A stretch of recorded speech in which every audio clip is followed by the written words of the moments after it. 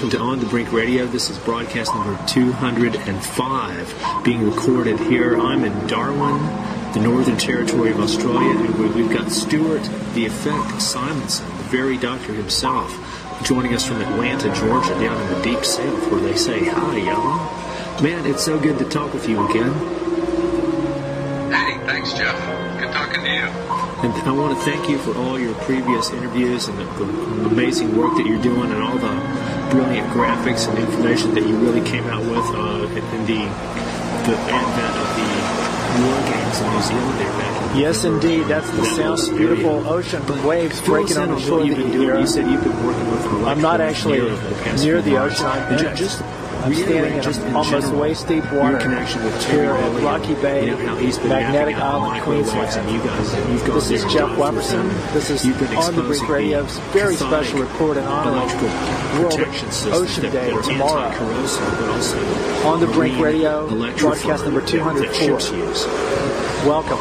I'd like to begin the show by first thanking my beautiful friend Jaya Earthchild of Hobart, Tasmania. She's been letting me borrow her very sweet little Vixia sort of miniature video camera for the past few months, and this has made it very easier for me to record video and audio in remote locations, and much easier to carry it on my bicycle to go down to the places where I am now, as opposed to carrying my big sort of dinosaurian Sony mini DV tape camera.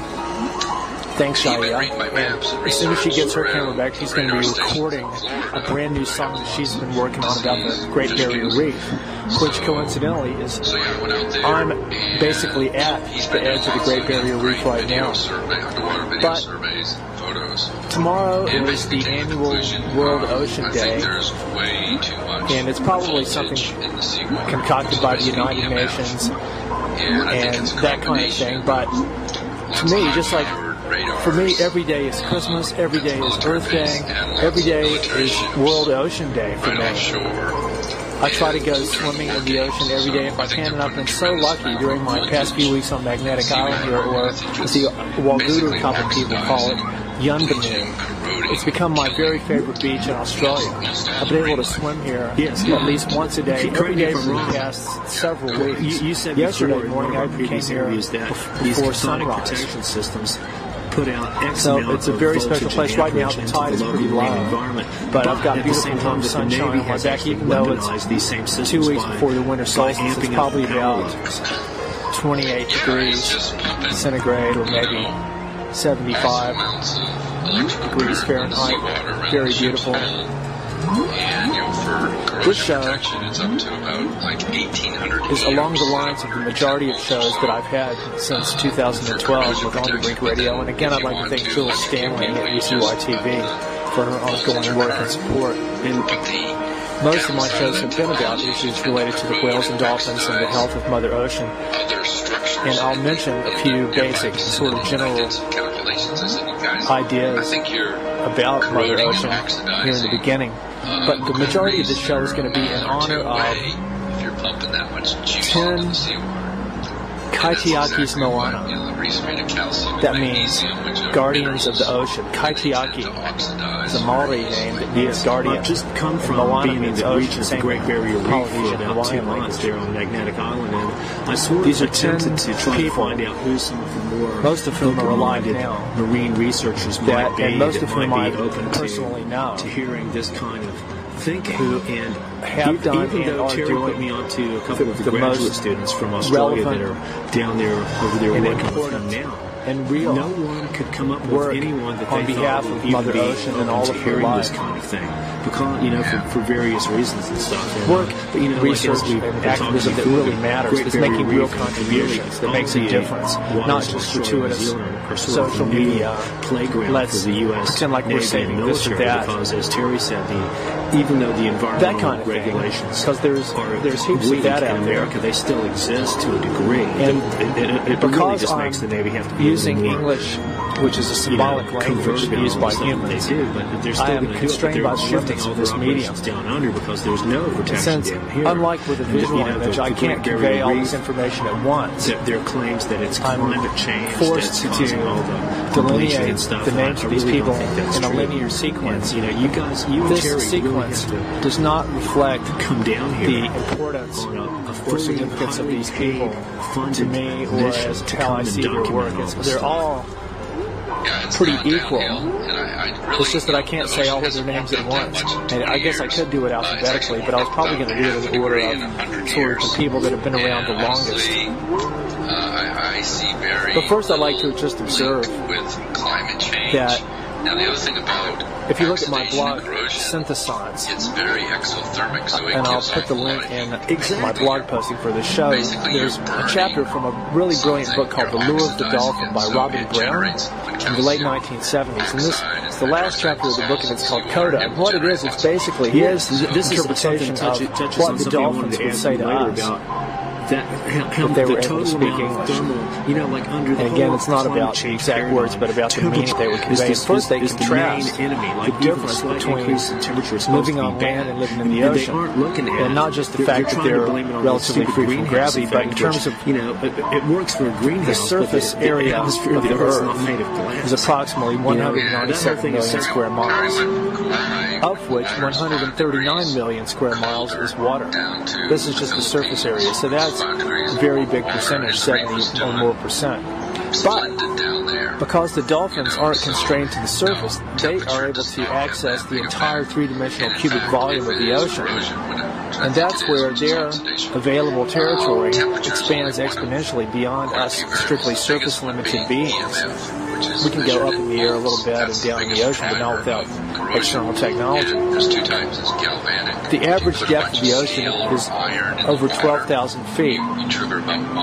But the cubic volume of the ocean is, get this, 331 million cubic miles.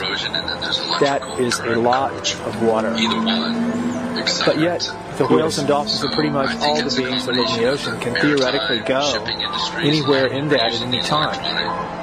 Systems in the military. Yes. So that's why Robin Brown says that between those two, one of the biggest differences between the whales and dolphins, sociocultural and behavioral repertoire, the total number of why they're vessels in operation mammals, at any given time, but they're so different from us is that they don't really have the concept of territory. Where they're going and what kind of stuff they're along with many other things, they don't have toothpaste, in terms of electrical processes in general, napkins, anytime toilet that you paper, have resistance, but they don't have territory.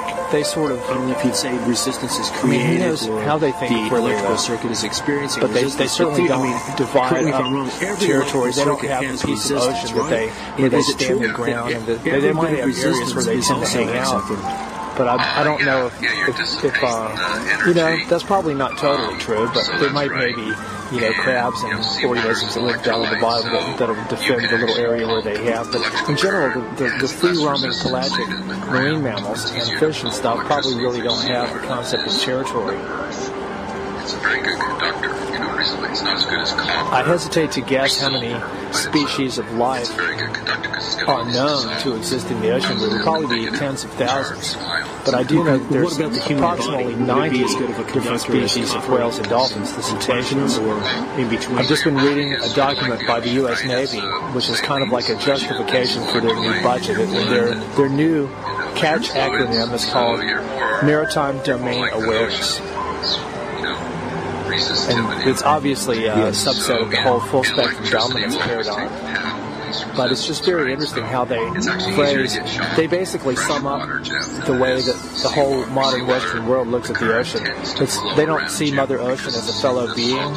They don't see all the beings that live in the ocean as fellow beings. They see them as resources, or possibly, at best, animals and plants to be conserved. That's another good one that goes along with robust, is conserving something. Well, so now tell us about the electrical engineer you've been working with lately. It's almost just as abstract as the concept of saving something. Like, we're going to save the whales, we're going to save the dolphins. I still don't really understand what that means.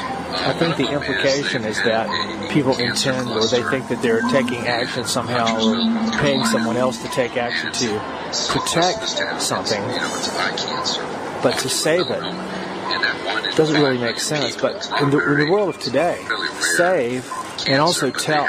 Like you see this in mass media, social media a lot. It goes like, save the whales or tell the evil oil companies that they're destroying the life of the whales. But the translation of save and tell in that context really means give us money, give donations to our organization, Greenpeace or whoever, and we'll save the whales and tell the politicians and the oil companies, we'll do that for you. I just don't buy into that whole way of doing things. I've been reading a very interesting book lately. It's called The Deep Hot Biosphere by an astronomer named Thomas Gold. I believe he's dead now, but he was a very, very, very major figure. He was, I believe, head of the astronomy department at Cornell University, and this will tell you how big of a bigwig he was. He actually hired Carl Sagan. He gave Carl Sagan his first job as an astronomer on the staff of Cornell, though, there back in probably the 1950s or 1960s. Anyway, he's sort of a renegade mind that has invaded other scientific disciplines and solved very perplexing problems in all of these disciplines, often pissing off a lot of people because he overturned their apple cart by figuring stuff out that they had never been able to figure out or that they didn't want to deal with. And he's almost all the time been right. But this book, I strongly recommend it, The Deep Hot Biosphere, because it's about the idea that life originally originated not even in the ocean, but down deep in the crust of the earth, in the crevices between the rocks, tiny little microbes that don't need sunlight and didn't need photosynthesis, that they actually derived their energy from the hydrocarbons. And this is another important part of this book. From the hydrocarbons that are created from geochemical processes deep, deep, deep down in the Earth's mantle. This is the whole abiogenic hydrocarbon idea that Russian scientists have known for many, many, many decades. Now I'll begin by talking about these 10 Kaitiakis Moana. First, I'm going to start with Dr. Roger Payne. He's the guy, he and Ian Kerr founded an organization called Ocean Alliance back in the 1970s, which I consider to be one of, if not the top true fair dinkum oceanic research organizations in the world. And they've been really nice to me. They consider me to be their Southern Hemisphere correspondent. Roger Payne, the thing that I think he's most famous for is that in the early 1970s, he and another scientist friend named Scott McVeigh were out in boats studying humpback whale songs. But back then they weren't called songs, they were just called their noises or their sounds. But both of them being musicians, I think Roger Payne plays cello and Scott McVeigh another instrument, but they recognized the sounds of the humpback whales as being songs or music. So this was a very, very important recognition and resulted in a very interesting paper published in Nature magazine in 1973. So I'd like to thank Dr. Roger Payne for his brilliant work of many, many decades of working on behalf of the whales and dolphins. And another thing that Ocean Alliance has done is to conduct a 5-year global survey of ocean toxicity in their sailboat research yacht Odyssey, back from like 2005 to 2010, and then they went down and did 2 or more studies of what's happened in the Gulf of Mexico in the wake of the BP oil spill disaster. This is truly very important work. Right now, I'd like to also mention, as number 2, Ian Kerr, Dr. Ian Kerr, who also co-founded Ocean Alliance with Roger Payne. Now, Ian, I've interviewed him on my radio show last year, and tomorrow, his wife Amy just sent a message and said that he has been invited to speak at the World Ocean Day ceremony at the United Nations with all these really big people. And it's Dr. Sylvia Earle is going to be talking there along with James Cameron, the movie-making dude from New Zealand. And so this is a really big and important event for them. They've been using these drones called snotbots to collect exhaled mucus samples from whales in several different areas, Argentina, Alaska, I'm not sure where else. And then they're going to study these mucus samples to see what the hormone levels tell them about the stress levels of the whale. Yes. So that this could be very interesting. Ocean Alliance used to work with Dr. John Wise, who I'm also trying to line up to do an interview with. He's a genetic toxicologist in Louisville, Kentucky now. Number 3, I'll mention Dr. Sylvia Earle. Now, I don't really know all that much about her, but she is a major oceanic bigwig type person. The thing I know best about her is a couple of years ago she came out with this really cool article about why she's been a vegetarian, if not even a vegan, for decades, and why she doesn't eat fish. And it's a brilliant, the answer is clear, comprehensive look at the whole concept of why. I mean, of course, she doesn't have to explain why fish is meat, but she explains why we shouldn't be eating fish, or really anything from the ocean for that matter, for several different reasons, and I think that's a brilliant idea. I'd like to mention who is now Dr. Wally Franklin of the Byron Bay area in New South Wales, and his organization called the Oceania Project. Wally and his wife Trish and their son Mark have been doing very remarkable work with humpback whales there on the east coast of Australia for decades. And I did an interview with Wally 2 years ago. We are. And he's a really fantastic person. They've done some amazing recordings of the humpback whales there in Harvey Bay every year. How about the name Jacques Cousteau? Microwave transmitter. Now everybody knows who he was. He was the French guy, and his son and sons and daughter. I think one of his sons died in an accident somehow. His other son Philippe and his daughter are sort of carrying on his tradition. But I remember seeing his shows on TV when I was a kid. John Denver, the musician, did a really cool song called Calypso about Jacques Cousteau's research festival. But he did lots of, he brought the underwater biosphere to the homes of probably tens or hundreds of millions of people because of his television shows.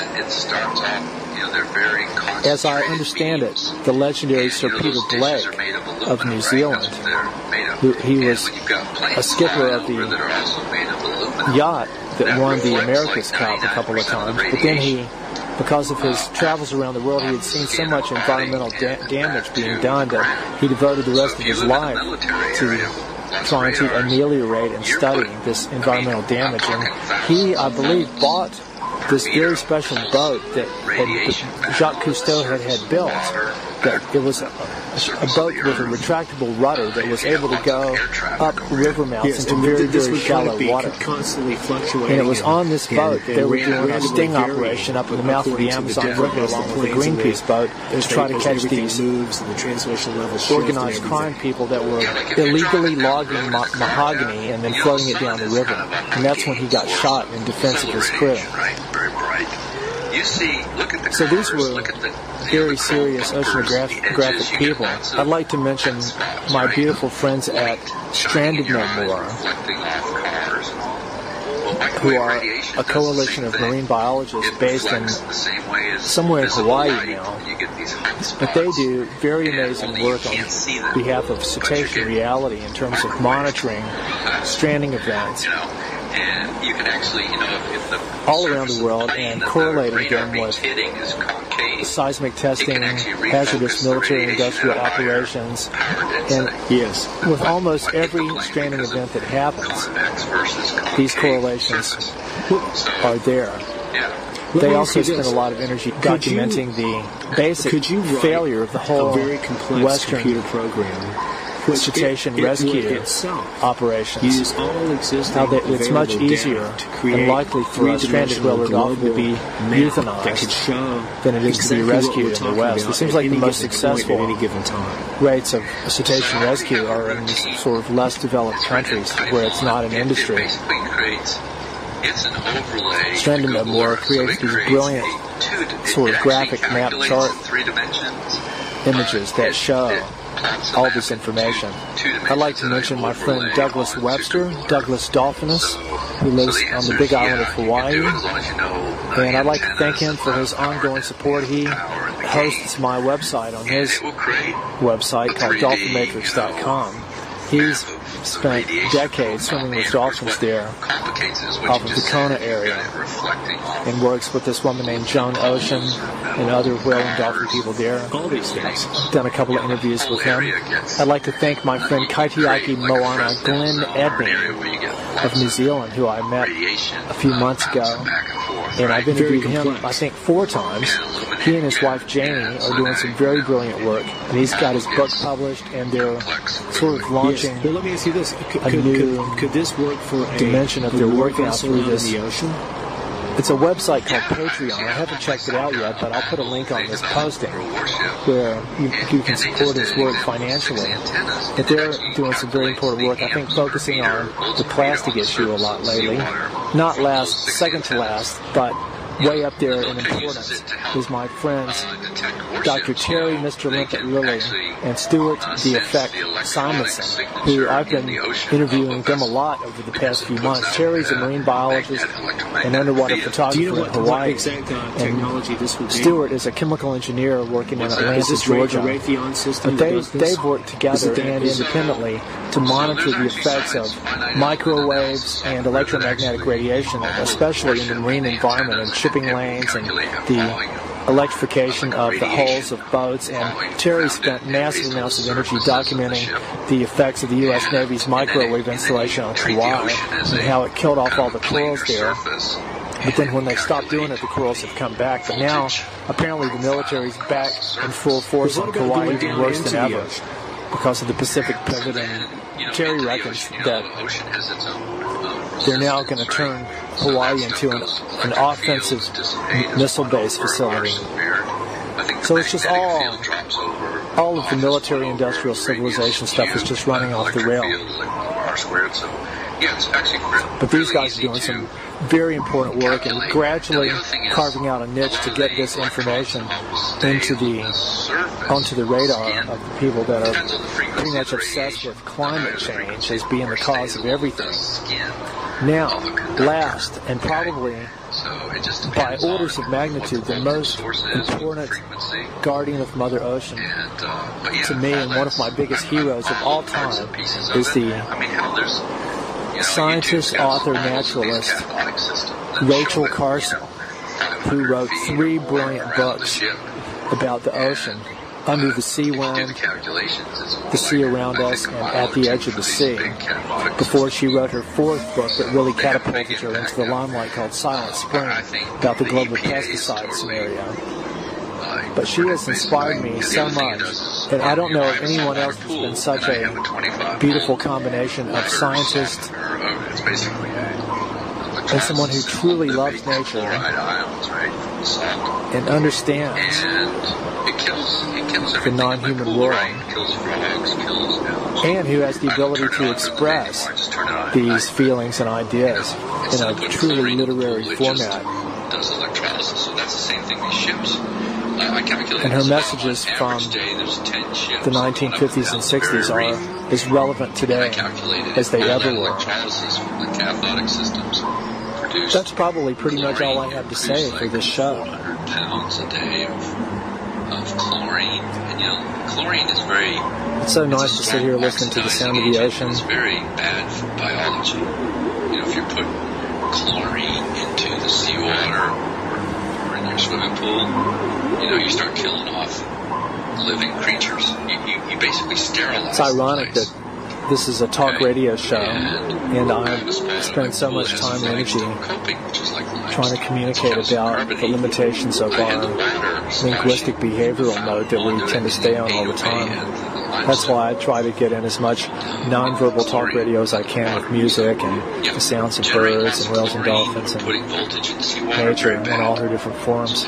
Music, the music of the spheres. We're biological contaminants, right? To the military, we're biological contaminants.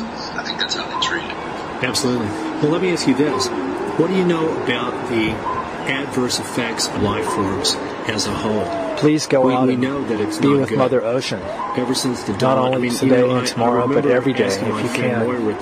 Go and get wet. Translate some it's very Egyptian soothing. When I take a shower, I try to get swimming in the ocean as soon as possible after my shower, so I can have the salt water on my body rather than vice versa, like most people do.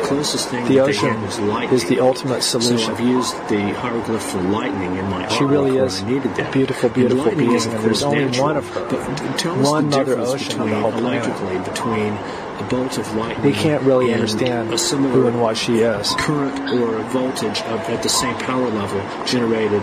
But she's the home to how would they differ? The vast majority of our family of life on Mother Earth. Lightning a little bit. Lightning is it can be about a terawatt pulse. I don't have to go out on a boat to be with her. So the amount of, especially not a boat that's chopping through the water with propellers. I admire people that go out in sailboats, but I like being on the water, but I don't have to. And I love the whales and dolphins, but I don't have to go out there and actually physically be with them to understand who they are and to communicate with them in many kinds of ways. It is nice to be with someone that's your friend, but I think humans go to such extremes to put themselves in environments where, I'm not going to say that we don't belong there, but if you have to go to great technological extremes and expenditures of energy and resources in order to be somewhere, I'm not sure how much sense that makes from a truly ecological perspective. This is Jeff Wefferson. Thanks for listening. Enjoy World Ocean Day. Try to live simply so that others may simply live. Constantly try to reprogram and re-navigate to your very highest path. Signing off for On the Brink Radio. Good day. They're popping the area with military base like that. This is a flute song for Mother Ocean. It's popping a hell of a lot. All our family of life and years. 1,000 times a second. It's similar to getting hit with lightning. But it's a slightly different frequency, right? Well, but the end effect is the same. Microwaves do two things. They can heat you up, but they also trigger electrical currents in conductors, right? Any electrical voltage potential, it will induce electrical currents.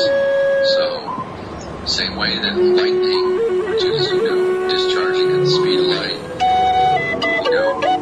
triggers electrical currents. These high-gain antennas do the same thing. Yes. They trigger electrical currents. The body, very sensitive to it. Absolutely. We're very sensitive. Well, let me ask you this. I've known in my research about microwaves that the Soviet Union was very far ahead on. Even in the 1930s, they realized that you've got what they call the thermal model, the level of microwaves at which heating occurs, but then they've got the biological model, which is 1,000 times lower, the level at which it's deleterious to biological life forms. And would that lower level be because of exactly what you just said, because of triggering electrical currents and highly conductive life forms? Yeah, absolutely. Our bodies they work off electrical impulses, right? That's how your muscles move, so. Very small ones. Yeah, and so, absolutely very sensitive to it. And, the military, they want to own the spectrum and roll the airwaves and all that, and I think they're completely hosting the place with radiation. Well, I think the public isn't even aware because you can't see it, and the effects are, wide-ranging effects, but hard to pin down, right? Yes, and one of the most powerful sources of electromagnetic radiation going into people's eyes and brains called television, the messages on there are constantly telling people that all this stuff is okay, and that they need it because it's protecting them against the evil enemies. Like the North Korean guy. Are you getting a lot of that North Korean stuff over there? Do I believe it? No, I mean, are you getting a lot of it in the media? Trump, he's got so stirred up on everything, so that's one of the sidelines. Well, stirring is just a precursor to flushing. Maybe his bowl will get flushed. But I think the big bowl is going to get flushed on all of us, as we talked about before. I wanted to ask you about just the effects of, for example, being in a house that's wired with alternating current. And can you describe the different biological effects if, for example, Thomas Edison had his way and the whole electrical system was direct current, rather than the alternating current that was invented by Tesla. The direct current doesn't flicker back and forth. Describe the difference between a direct current and alternating current and what the different biological effects would be. So alternating current, at least in the U.S., it's like 60 hertz or so it oscillates, up and down 60 times a second, and usually it's three-phase, so you have three phases that are all cycling up and down 60 times a second. Now, what they say is that because it's oscillating, anytime you have a changing electric current, you induce magnetic fields, right? Anytime, you vary the electrical current changes, the strength of the magnetic field changes, and a changing magnetic field can induce an electric field. So you get more noise around AC currents. When I say noise, that means if you're near wiring in your wall or near the outlet, it gives off some EMF, right? But let me ask you this. So with direct current, if it's constant, it's not generating a magnetic field? So it is, but it's not changed. So if the current stays constant, yes, it's generating a much lower magnetic field. Okay, just because of the motion of the electrons. Yeah, because an alternating current is changing 60 times a second. But why does it do that? What's the advantage of having an alternating current? Why would Tesla have preferred that over DC? It's easy to generate alternating current, right, with a spinning turbine generator. We use turbine generators to generate the power, so you spin magnets around a conductor, you induce an electrical charge. So I think it's, on the power generation side, I think it's easier to generate our whole system set up by electromagnetic induction, which is, producing electrical currents in copper wire, using thick turbine generators and spinning magnets around coils.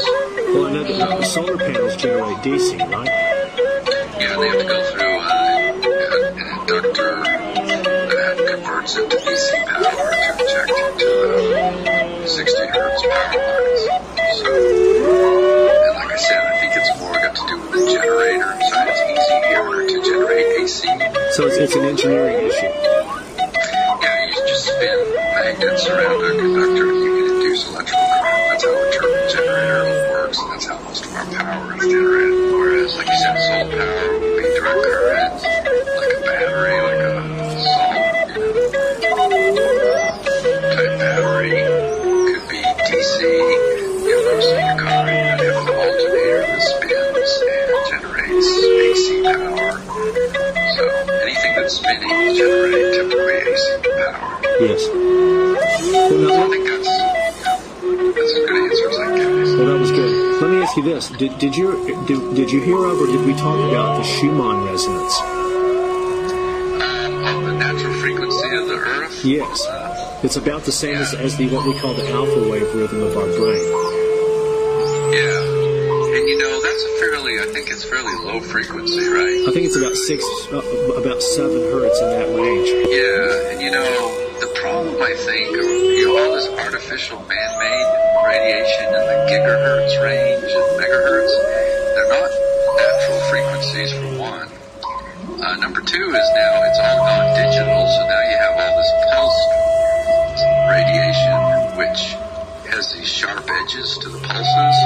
And, like I said, anytime you're pulsing or varying an electric field up and down quickly, you're inducing magnetic fields and electrical currents in conductors, so electrolytes. Analog electricity is safer than digital. That's right. There you go. And, I think nature operates at the speed of light. In other words, your body senses it, right? If you've got electrolytes, they sense that high frequency change. Now you may not visually or your brain may not be able to sense it real well, but your body is sensing it. It probably treats it like some foreign invader, but it doesn't know what it is. You know, it doesn't know how to respond to a pulsing, power through your body. Well, exactly, and I'd like to draw a contrast here because life on Mother Earth has evolved and grown in the presence of all kinds of incoming cosmic radiation and influences and stuff, and some of it may be essential for our very existence, but we've adapted to being here, and we've got the time frame and the atmosphere to filter out a lot of the UV rays and cosmic rays and different kind of things like that. But would you say that the sum effect of all this stuff on life is that we're a giant experiment in self-induced mutation? Yeah, I actually exactly think that's what's happening. We're speeding up the mutation. You know, cancer is basically mutations, right? Cells and DNA. So yes, once maladaptive mutations. Most mutations are not biologically successful. That's right. Most of them aren't, and you know the host gets cancer and it dies or whatever, or becomes unhealthy.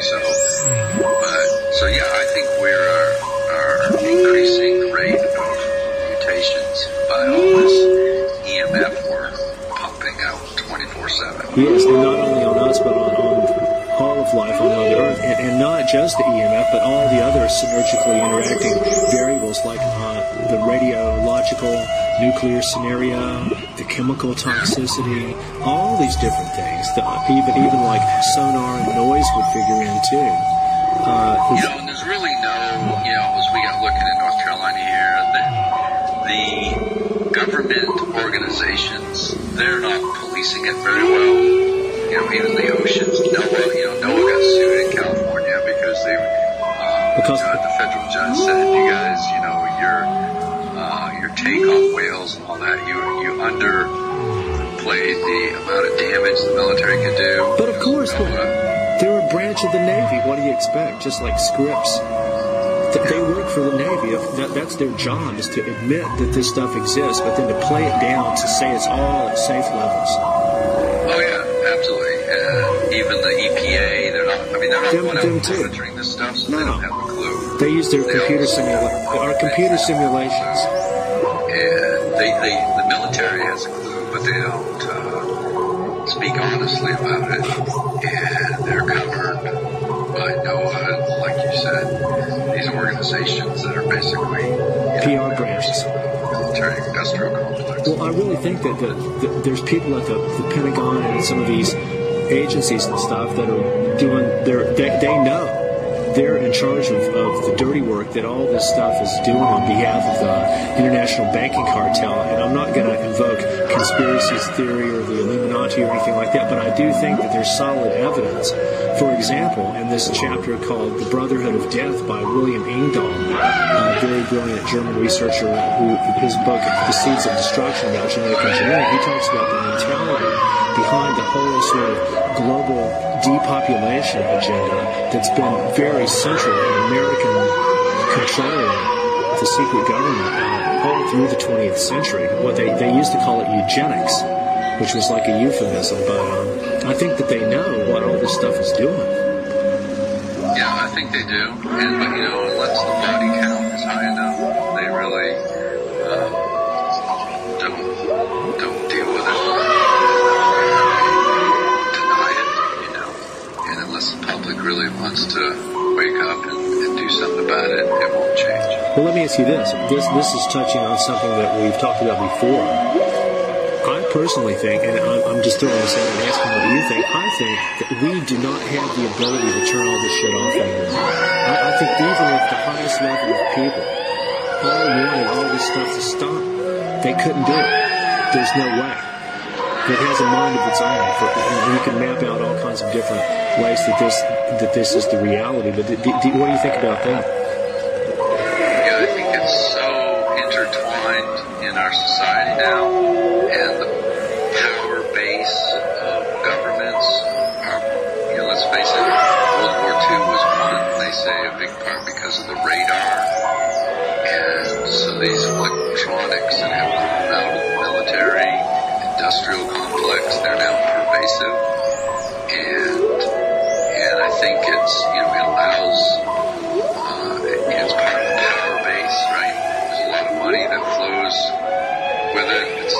basically what Eisenhower warned everybody against. And then you've got academic institutions funded by the government, military. So I think that, it's going to be hard now to say you can't do it. I don't want to be completely jaded or cynical. I like to think that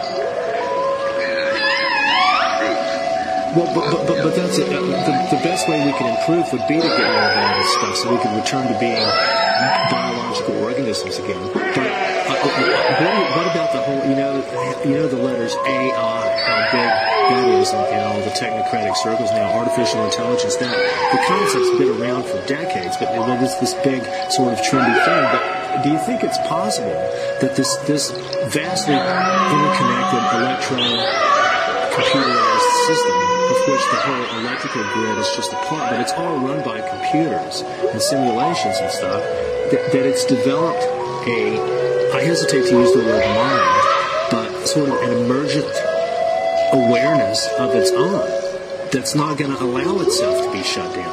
Could that be possible? And it doesn't really dwell in any certain, and it's not in any certain computer. It's like a distributed, I'm not going to use the word intelligence. These are all very totally anthropocentric terms. But, Dr. John Lilly actually thought that he was witnessing a battle here between what he called the solid state entity and water-based life. And it was targeting the whales and dolphins because they were the ones that had the strongest connection to water-based life coming into Mother Earth from other planets and other star systems, and that the solid state entity was using us below our level of awareness to construct it so it could wage war on life until the time came when it didn't need us anymore. And I think that if looking at this whole scenario, that time is at hand. Yeah, I think what's driven it is money and power. In other words, to maintain a power base, you have to have a strong military, and money flows through it. How many watts would this power be? How many watts would this power be? There would be picowatts. It's greed. It's at the greed level. So I think that's what's driven it. I don't think, I've worked with lots of computers. I used to work for Honeywell, actually, out of college, a company in Silicon Valley that got bought by them. And, computers are somewhat dumb, but the programming behind them is getting better and better. So I don't worry about them. I worry about, like these weather radars. I mean, they're computer driven, right? And they show you nice, pretty graphics with a cute girl on the weather channel. But what they don't tell you is what you're actually seeing is radiation, right? You watch the Doppler weather on 6 o'clock news. You're not seeing clouds. You're actually seeing the radiation bouncing off the clouds, penetrating the walls of your house. Most people don't realize that. They just see the green, the pink, and the red. So, the storm's coming. Well, that's actually the radiation bouncing off the storm, getting absorbed by you and your children.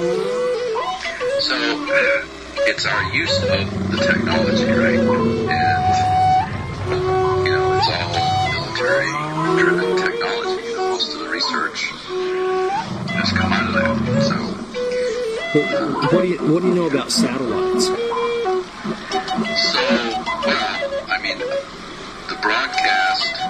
The whole broadcast industry is satellite-based, right? Telecommunications. They all use microwaves, don't they? Yeah, it's all gigahertz microwave radiation, and that's why, look at my maps, my paper on the autism cluster in North Hollywood, California. That's the microwave broad satellite broadcast center of the country, right? They've got 224 high-gain, 10-meter satellite broadcast antennas that beam a microwave beam up through the atmosphere to a satellite. And then the DirecTV satellite, or whoever it is, broadcasts that down to your dish at your house or at the local cable station. Yes. So, where I think the problem is at the transmitters, which is 224 of them are right there in Hollywood. It's the microwave broadcast capital of the world. That's all gigahertz radiation. Yes. And the thing about the atmosphere is it scatters that radiation, but what they do is they oversize the antenna power levels to take care of what gets scattered. Yes. They make it more powerful than it needs to be. Exactly. Well, let me ask you this. Could you create a diagram that shows, for example, all the transmitters there in North Hollywood, that shows visual, like little lines, that shows where the main emphasis of each transmitter is going, like up to show a line that goes to each of the satellites it's going to, and then show lines that show where the lines from each of those satellites is going, whether it's to other satellites or down to other transmitters. Just coming out of Hollywood, could you do that? Because I think it would be scary. There's also microwave relay towers that transmit from studios up to a mountaintop. That's a horizontal beam of radiation that transfers maybe 3 to 5 miles from the studio to a main antenna up on the mountaintop and then rebroadcast it. So those lines are already showing up on my map, and then I locate the satellite transmitters, but I don't show the line from the transmitter up to the satellite, which is what you're saying. Right? Yes, there would be a diagram that would show the surface and suborbital, low orbital specs. What I got to do is, there's multiple satellites up there in geostationary orbit, so I've already thought of doing exactly what you said, is just show those beam paths. Now the other thing is, the problem I think in the area is you got 3 busy airports, so as those planes fly over those beams, and instead of putting one antenna in an area, they put 15 or 20. So now all these beams are going up to a satellite, and now you have a plane fly between the transmitter and the satellite, and all that microwave radiation reflects back to the ground. And that's happening all the time. Oh, yeah. Well, and that would be everywhere, though, too, but especially concentrated there. That's where you have these high-gain transmitter dishes broadcasting, and you have air traffic overhead. Well, you've got, like Terry says in Kauai, they have the no-fly zones around all the microwave dishes there. Yeah, well, and it's because, I've already done calculations that the antennas sit 2,000 feet over the ocean. If you have an airplane or a helicopter fly overhead, and that beam is reflecting off it, you get thousands of watts per meter squared, or 1,000 volts per meter hitting the surface of the ocean. And then the ocean has to dissipate that electrical charge, and that's happening over and over and over. And I told them that's why I think the cliffs are all red along there, because you've oxidized the iron in the cliffs, and that's why your reef is turning orange and red and dying down below. Well, let me ask you this. You said that dude assembled that measurement gear with the spectrum analyzers and stuff, and he was studying it somewhere. Would it be possible to take some of that plane and fly through the microwave beams over Hollywood and get some measurements? That would be useful, wouldn't it? I don't think you have to fly. Just drive around in a car near the airport. The autism cluster wraps right around the airport. But would it be the same at ground level as what's going up to the satellites? Yeah, these planes are coming in and out of the airports at just a couple thousand feet in the air, okay? So the microwave radiation isn't going very far. It's going a couple thousand feet up and then a couple thousand feet back to the ground. Well, when's the last time you went to North Hollywood?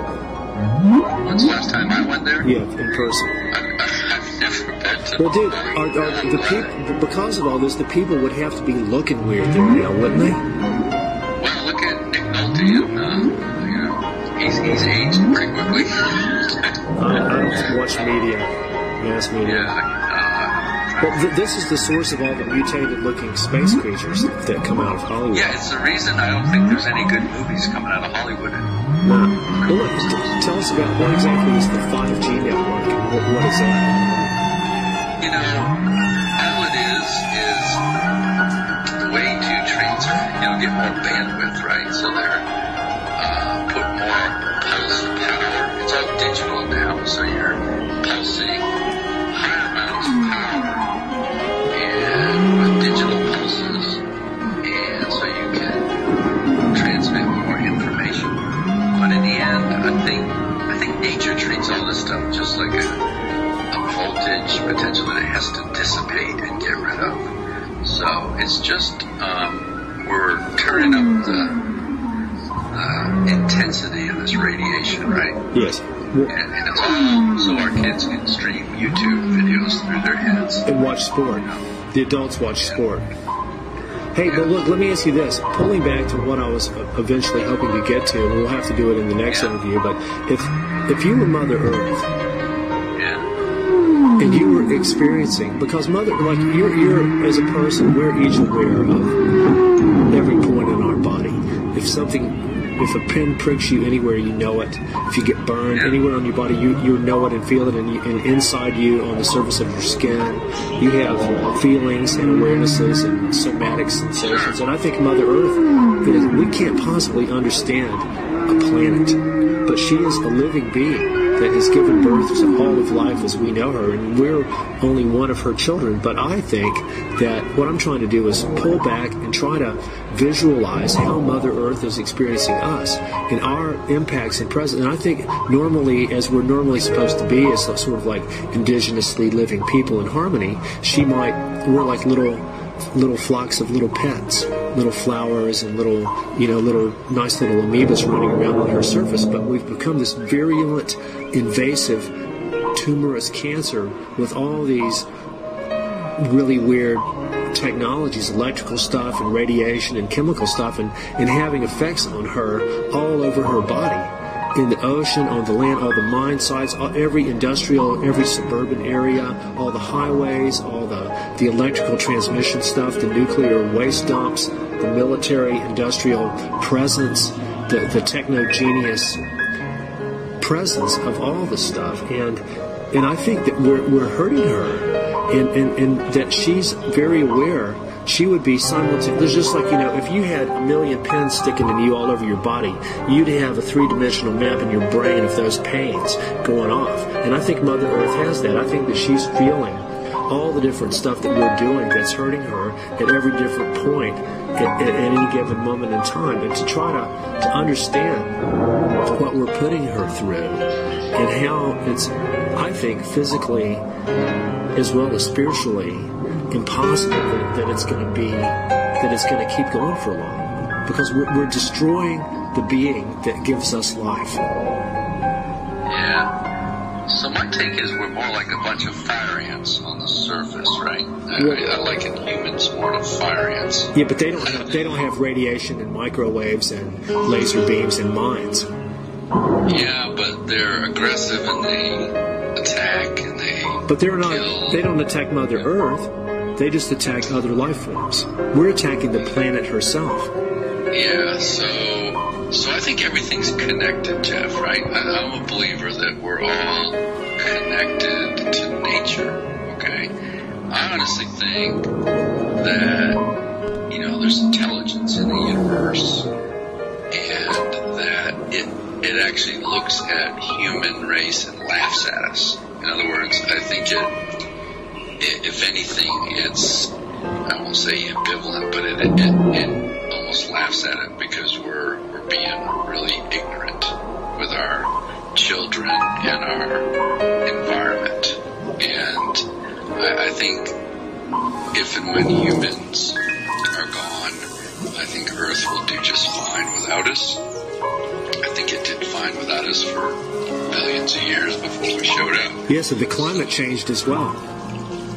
And I think the climate, readjusts itself, and it cycles up and down, and we happen to live in this slice of time where it's conducive to our type of life, and that won't necessarily last, and we may even speed it along, right? I think, we may, if a nuclear war were to break out, who knows where that could go. Could you call this the electriferous era? I think looking back, people are gonna look at this, if we're still around, and say, it was a very a long, strange trip. Yeah, it was I think for our children and health, a very dark period. I think it's going to be looked at it that way. And what we did to the earth, our coastlines, the marine life, and just the value that we put on life, including our own. If if it doesn't change, I don't think we'll last that long. And I think the Earth's going to last. I think she'll be around, and the universe will do just fine. Absolutely, but absolutely. I don't think we have the power to kill the Earth. No, absolutely not. But she's let us live this long. But it keeps nothing's in. Learn our own lessons now. How quickly we learn them, and what to deny them. I think we're in this period. I do think most of what you see on TV is propaganda. Oh, that's far too kind. You can't even watch the news.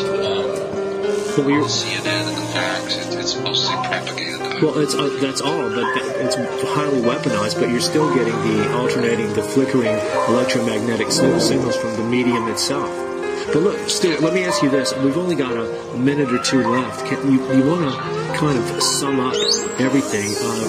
We've concluded an interview before saying that like the giant comet is probably already on its way. But if we use that as a metaphor for the healing of Koyaanisqatsi, which has to happen, I don't think that humanity, our true nature, is not bad, but it's what we've mutated into ever since the dawn of what we call civilization. We've mutated into beings that, in general, really don't even resemble what we're really supposed to be.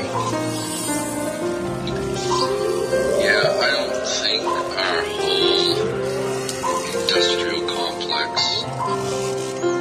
I call it the military-industrial complex because that's really what it is. It's Mickey. It's Mickey Mouse. I don't think it's really supportive of, life. No, au contraire. It's life's greatest enemy. And I think the sad thing is our children are and will continue to suffer for that. And how you break out of it, I don't know. Well, maybe we're going through everything that we're experiencing now is palliative care. But there's different stages of denial, right? There's 5 stages or whatever, and we're in early stages. Reality, as we've constructed it, is an active denial system. Yeah, it is. There's a lot of denial and propaganda, and they say the first casualty of war is the truth, right? Absolutely. Well, thanks for sharing. And I see this whole massive microwave influx is basically part of war. It is. It is. It's a full spectrum war against life. But look, we better close for now. Stewart, the Effect Simonson. I'll call you Sir. Sir Stewart, Sir Effect. Man, I can't tell you how cool it is talking with you. This is Jeff Wefferson and Stewart Simonson signing off for On the Brink Radio. But Stewart, may we do another interview soon? Yeah, absolutely. Okay. Absolutely. Thanks, man. Stay in touch. All right. Thanks a lot.